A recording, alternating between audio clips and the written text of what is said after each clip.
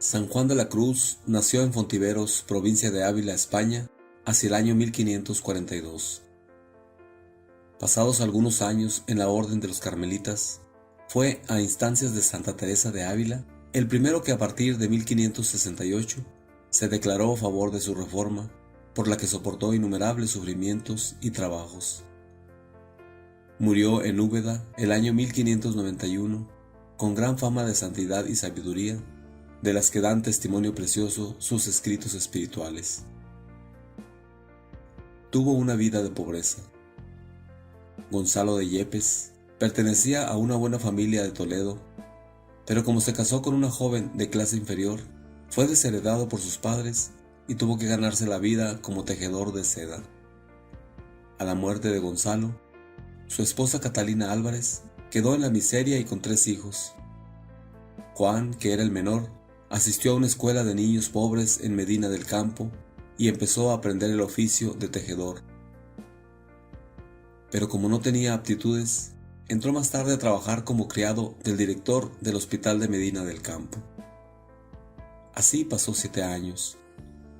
Al mismo tiempo que continuaba sus estudios en el colegio de los jesuitas, practicaba rudas mortificaciones corporales. A los 21 años, tomó el hábito en el convento de los Carmelitas de Medina del Campo. Su nombre de religión era Juan de San Matías. Después de hacer la profesión, pidió y obtuvo permiso para observar la regla original del Carmelo, sin hacer uso de las mitigaciones, permisos para relajar las reglas, que varios pontífices habían aprobado y eran entonces cosa común en todos los conventos. San Juan hubiese querido ser hermano lego, pero sus superiores no se lo permitieron. Tras haber hecho con éxito sus estudios de teología, fue ordenado sacerdote en 1567.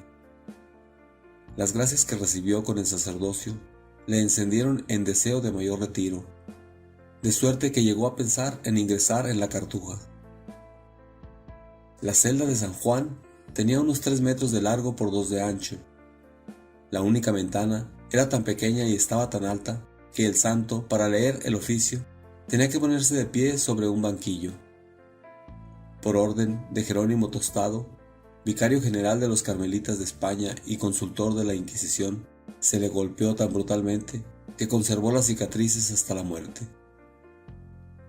Lo que sufrió entonces San Juan coincide exactamente con las penas que describe Santa Teresa en la Sexta Morada: insultos, calumnias, dolores físicos, angustia espiritual y tentaciones de ceder.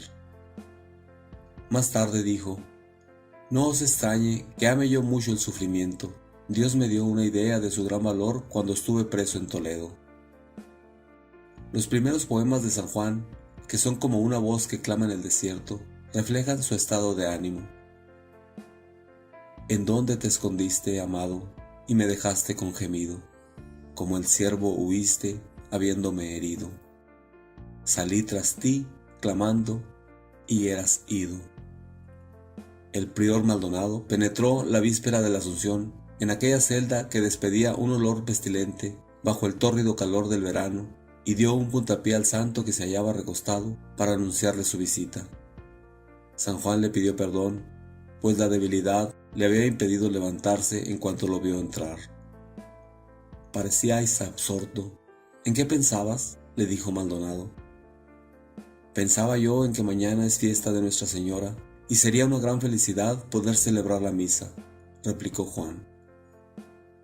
«No lo haréis mientras yo sea superior», repuso Maldonado.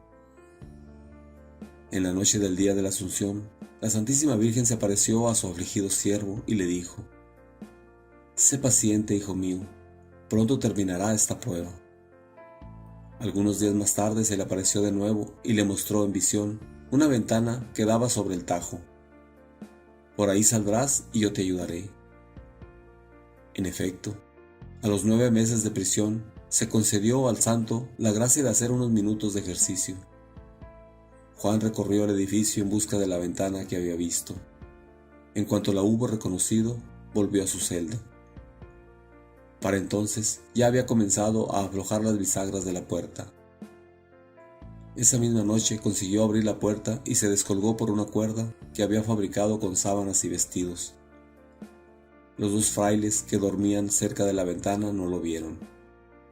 Como la cuerda era demasiado corta, San Juan tuvo que dejarse caer a lo largo de la muralla hasta la orilla del río, aunque felizmente no se hizo daño. Inmediatamente siguió a un perro que se metió en un patio. En esa forma consiguió escapar. Dadas las circunstancias, su fuga fue un milagro. Pruebas y más pruebas. Después de la muerte de Santa Teresa, ocurrida en 1582, se hizo cada vez más pronunciada una división entre los descalzos. San Juan apoyaba la política de moderación del provincial Jerónimo de Castro, en tanto que el padre Nicolás Doria, que era muy extremoso, pretendía independizar absolutamente a los descalzos de la otra rama de la orden. El padre Nicolás fue elegido provincial y el capítulo general nombró a Juan vicario de Andalucía.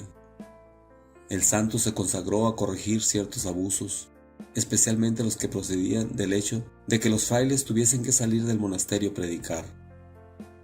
El santo opinaba que la vocación de los descalzos era esencialmente contemplativa. Ello provocó oposición contra él. San Juan fundó varios conventos y al expirar su periodo de vicario fue nombrado superior de Granada.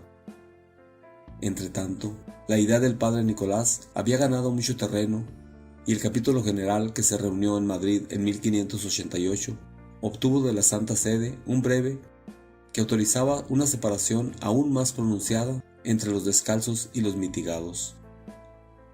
A pesar de las protestas de algunos, se privó al venerable padre Jerónimo Gracián de toda autoridad y se nombró vicario general al padre Doria.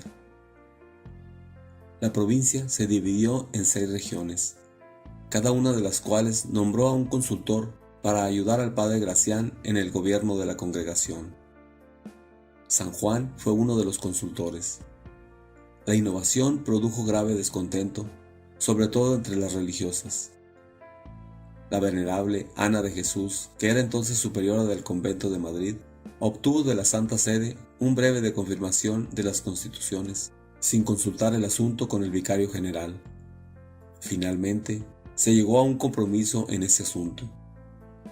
Sin embargo, en el capítulo general de Pentecostés de 1591, San Juan habló en defensa del padre Gracián y de las religiosas.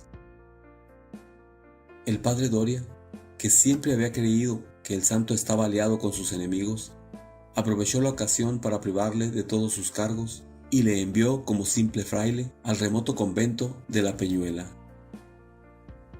Ahí pasó San Juan algunos meses entregado a la meditación y la oración en las montañas, porque tengo menos materia de confesión cuando estoy entre las peñas que cuando estoy entre los hombres.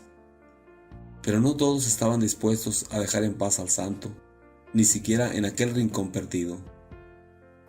Siendo vicario provincial, San Juan, durante la visita al convento de Sevilla, había llamado al orden a 2 frailes y había restringido sus licencias de salir a predicar.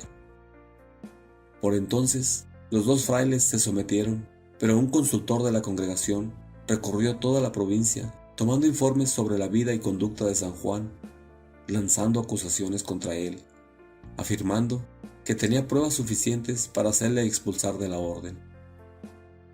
Muchos de los frailes prefirieron seguir la corriente adversa a Juan que decir la verdad que hace justicia. Algunos llegaron hasta quemar sus cartas para no caer en desgracia. En medio de esa tempestad, San Juan cayó enfermo. El provincial le mandó salir del convento de Peñuela y le dio a escoger entre el de Baeza y el de Úbeda. El primero de estos conventos estaba mejor provisto y tenía por superior a un amigo del santo. En el otro, el superior era el padre Francisco, a quien San Juan había corregido junto con el padre Diego. Ese fue el convento que escogió.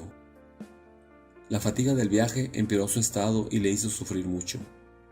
Con gran paciencia se sometió a varias operaciones. El indigno superior le trató inhumanamente, prohibió a los frailes que le visitasen, cambió al enfermero porque le atendía con cariño, solo le permitía comer los alimentos ordinarios y ni siquiera le daba los que le enviaban algunas personas de fuera.